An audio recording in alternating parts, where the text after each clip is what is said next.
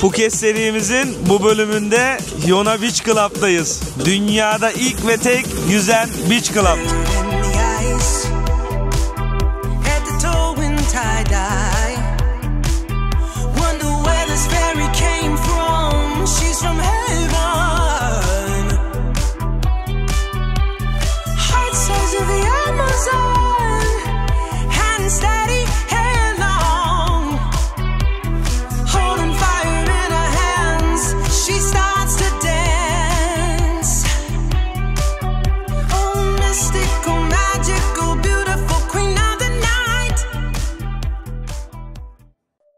Vize ve yatırım danışmanlığında güvenilir adresiniz Amerika'dan 24 sunar. Dünyanın ilk yüzen Beach Club'ına giderken size bazı detaylardan bahsetmek istiyorum. Öncelikle Yona Beach Club'a ulaşmak için marinaya gitmemiz gerekiyor. Buraya kendi imkanlarınızla gidiyorsunuz. Bu serinin ilk videolarında bahsettiğim taksi uygulamalarından birini kullanarak buraya ulaşabilirsiniz. Sezon bilgisi de çok önemli. Kasım'dan itibaren yani yüksek sezonda Patong'daki marinadan Yona'ya özel tekneler kalkıyor. Ama şu anda düşük sezon olduğu için oradan hizmet verilmiyor. Bu yüzden biz de direkt Yona Beach'in ofisine gidiyoruz. Burada önce çantalar kontrol ediliyor, ardından bilekliklerimizi alıyoruz. Ödediğiniz fiyatın içindeki harcama limiti bilekliklere yükleniyor. Ve yanımda Sena var. Sena da benim videolarımı izleyip Tayland'a gelmişti. 2,5 yıldır tanışıyoruz. Phuket'te tekrar denk gelince birlikte Yona Beach Club'a gitmeye karar verdik. Marinadan her 15-20 dakikada bir tekne kalkıyor. Tekneyle yaklaşık 10 dakikalık bir yolculuk yapıyoruz. Sonunda karşımıza Yona Beach Club çıkıyor. Gerçekten bunu hayal edip gerçekleştiren kişiyi tebrik etmek lazım. Denizin ortasında herkesten uzak harika bir eğlence ortamı sizi bekliyor. İçeri girer girmez kendimize hemen bir masa buluyoruz ve gün başlıyor. Biz kendimize şöyle çok güzel bir pizza söyledik. Bayağı iyi duruyor bu arada, yani bildiğin İtalyan pizzası gibi olmuş yani, çok güzel. Yanına da beyaz rol serap mı? Wine söyledik. Evet. Buranın toplam fiyatı 1400 baht. Harcama limitinden düştük. Evet, şimdi asıl merak edilen konuya geldik. Ortamı zaten göstereceğim. Daha akşamüstü DJ de çıkacak arkadaşlar.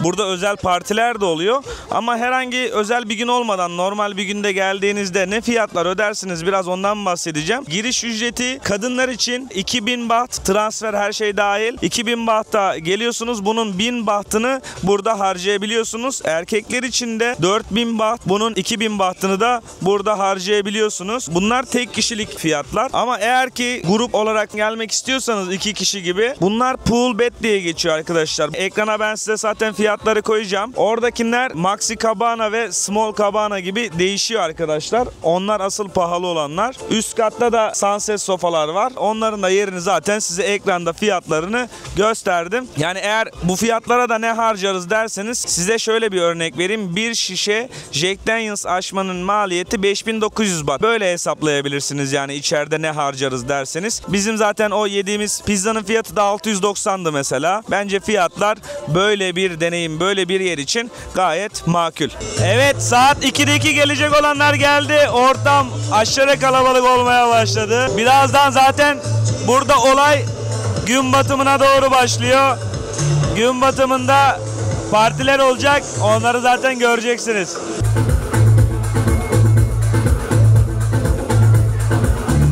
Su soğuk bu arada arkadaşlar. Size şunu söylemek istiyorum. Bu gördüğünüz yerler haftalar öncesinden doluyor. Buna haftalar öncesinden rezervasyon yaptırmanız gerekiyor. Bu da aklınızda bulunsun. Normal masalar için günlük gelebilirsiniz. Ama bunları önceden rezervasyon yaptırmanız lazım. Bu gidiyor. Oh. Eğer Yona Beach Club'ın rezervasyonlarıyla uğraşmak istemiyorsanız Phuket'in Travel'a yazmanız yeterli. Onlar sizin için bütün rezervasyonları yapacaktır. Delicesine yağmur yağıyor. Tabii ki yağmurda eğlencenin ortalık.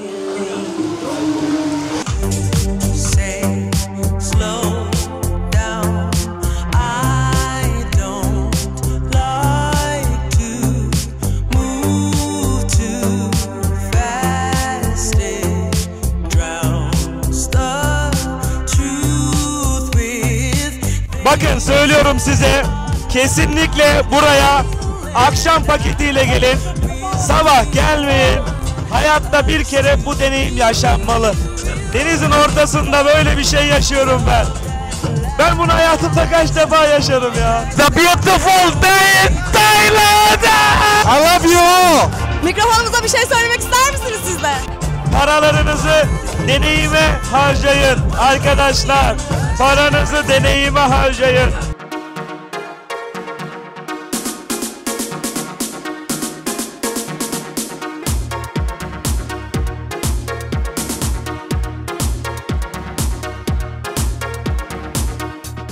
Akşama kadar çılgınca eğlendikten sonra gece 9.30'da Beach Club'ımız kapanıyor. Tekneyle limana geri dönüyoruz ve daha sonrasında bu eğlence burada bitsin istemiyorsanız tatam hop nereye geldik? Bangalot'a. Arkadaşlar gece orada bitsin istemiyorsanız siz de üstünüzü değiştirip oradan kendinizi Bangalot'a atabilirsiniz. Şimdi burada her barla alakalı bilgim yok ama benim kendim girip çıktığım yerler hakkında sizlere bilgi vereceğim. Neye dikkat edebilirsiniz diye. Etrafta çok fazla absürt olay görebilirsiniz. Onları da burada gösteremiyorum arkadaşlar. YouTube politikası. Zamanında çok gösterdim ama eski videolardan da bakabilirsiniz. Yani burada her şey dönüyor. Gerçekten her şey dönüyor. Bazı şeyler size çok güzel görünecek geldiğinizde. Tatile gelen kişilerle konuşuyorum bazen. İlk dikkatlerini çeken bana söyledikleri şey ya burada insanlar ne kadar mutlu. Evet arkadaşlar burada yarınlar yokmuşçasına mutluca herkes eğleniyor burada. Siz de gelip bir haftanızı burada mutlu, mesut, eğlenceli şekilde tamamlayabilirsiniz. Yine burada çok fazla Agogo görebilirsiniz. Agogo ne derseniz de Agogo Spiritus Club gibi bir şey arkadaşlar. Bekar gelen arkadaşlar yani böyle Spiritus gibi bir şey ararsa buralarda Agogo diyerek arayabilir arkadaşlar. Birkaç tane de club önerisi yapacağım sizlere. Zaten en bilindik yer burada İllüzyon arkadaşlar. İllüzyona giriş ücreti yok ama eğer ki masa olsun isterseniz içeride şişe açmanız gerekiyor. İçeride bira 200 baht, bira alıp ortada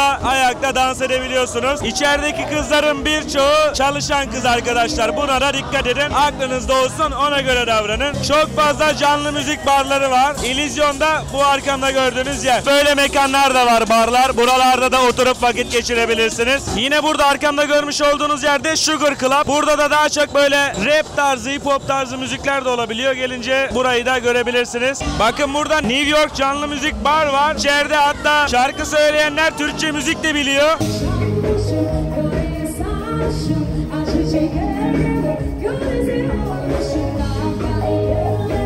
Gelince Türkçe müzik çalarsa şaşırmayın yani. Burada rahatça güzelce eğlenebilirsiniz arkadaşlar. Ben de seviyorum burayı. Güzel bir yer. Bu New York'un üst katında Optimum var. Orası saat gece 2-3'ten sonra canlanıyor. Gece klubu arkadaşlar üst kat. Ama yine orada da kadınların birçoğu çalışan kadın. Bu da aklınızda bulunsun. Bu bilgileri niye veriyorum? Emin olun aranızda bu bilgilere ihtiyacı olan da var arkadaşlar. Daha henüz benim bile bir sürü deneyimlemediğim bar ve club olabilir arkadaşlar. Aranızda farklı yerlere gitmiş olanlar vardır. Onlar da yorumlarda bu bilgiyi paylaşsın. Lütfen doğru bilgileri paylaşalım. Benim bu söylediğim bilgilerin arasında yalan yanlış bilgi bulamazsınız arkadaşlar. Neyse onu aktarıyorum sizlere. Bu arada aranızda yeşil brokoliyi de merak eden varsa yani daha henüz böyle bir sertifika bir şeyler olayları başlamadı arkadaşlar. Herhangi bir yere girip satın alıp içebiliyorsunuz. Ama böyle sahilde falan içmeye dikkat edin. Yani her an yanınıza bir polis başka bir şey gelebilir ve kendinizi bir an sıkıntıda bulabilirsiniz. Böyle daha rahat yerlerde hem de kimseye böyle zararı olmayacak yerlerde kullanırsanız herhangi bir sıkıntı olmaz. Eğer ki kendinizi o gürültülü kalabalığın içinde görmek istemiyorsanız bizim kafamız ağrır diyorsanız abi şöyle sahile geliyorsunuz. Burada çok fazla sandalye kiralayan insanları göreceksiniz. Hafif ilerilere doğru giderseniz daha sakin böyle aralıklarla çift kişilik sandalyeleri koyup önünüze küçük böyle ateş yakılıp rahatça kafanızı dinleyebileceğiniz bir ortamın olduğunu göreceksiniz. Dilek feneri ve havai fişek satıcıları gelecek yanınıza. İsterseniz onlarla pazarlık yapıp dilek feneri uçurup havai fişek patlatabilirsiniz. Sandalye kiralarına da arkadaşlar genelde 200 falan diyorlar. Pazarlıkla 150'ye hatta ilerlerde sakin bir günde 100'e bile